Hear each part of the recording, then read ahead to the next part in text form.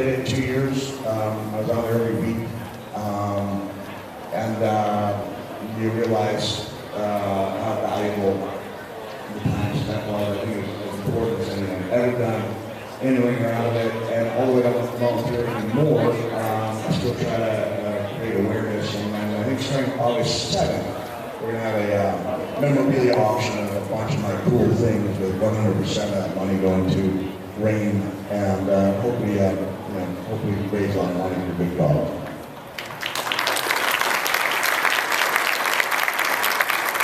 Put a sock in people's mouth. I had like a 2.5-year history of using the mandible claw, which is a debilitating nerve hold.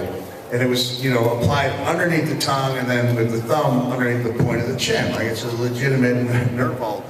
But once I got the sock, then it became just so much easier for JR to say, he's stuffing that sock down his throat. And so I was taking something that just happened to work, which was me visiting Mr. McMahon in the hospital. I pulled out a sock puppet, had no idea it was going to go beyond that one day in the hospital until the next day.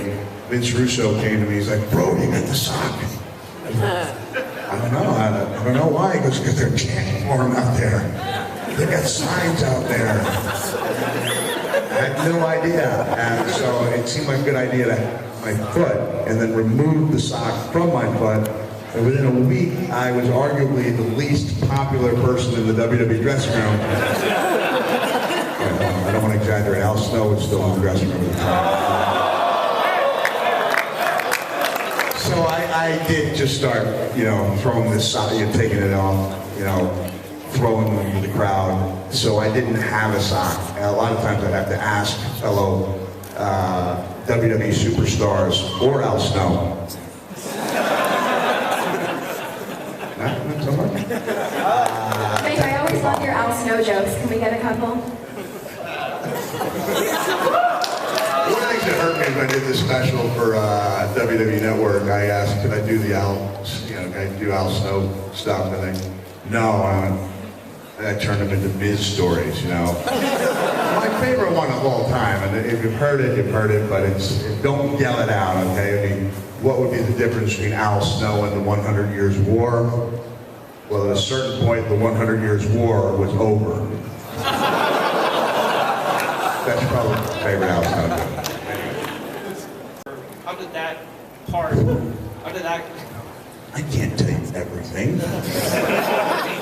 I leave that to your imagination. But I did a great job of convincing both Mr. McMahon and The Undertaker that I had been on top of that structure earlier in the day and I was completely comfortable being up there. The truth is, if I had gone up there earlier in the day, I would not have gone up there. I was so relieved that Chris Jericho wrote about a cell match he had, and that he had wanted to do something off the top of the cell. But he said, I went up there earlier in the day, and the people down below looked like ants. He said, I'm not exaggerating, they look like ants. And as soon as I read that, I thought, that's exactly what they look like.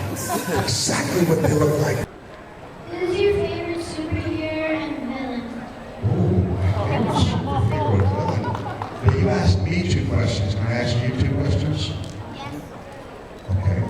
Who is your favorite wrestler and why am I?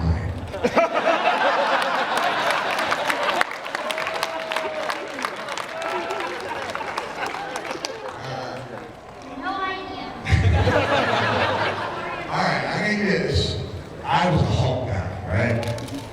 I was a dyed-in-the-wool Hulk guy. I had a subscription from like 1973 through 83. I remember my dad brought me back an illustration that John Buscema did of the Incredible Hulk.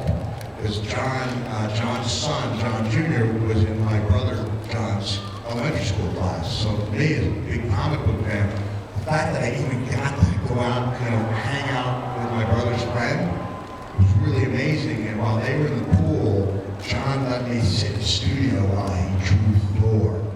And that was amazing to me. So I loved Hulk, absolutely loved Hulk.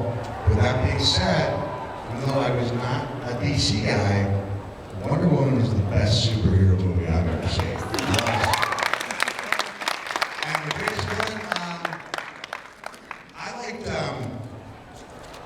liked the Abomination And I liked how considerate he was to wear gym shorts. You see the old lady, like the abomination, the horrible monster wearing gym shorts to cover up his monster parts.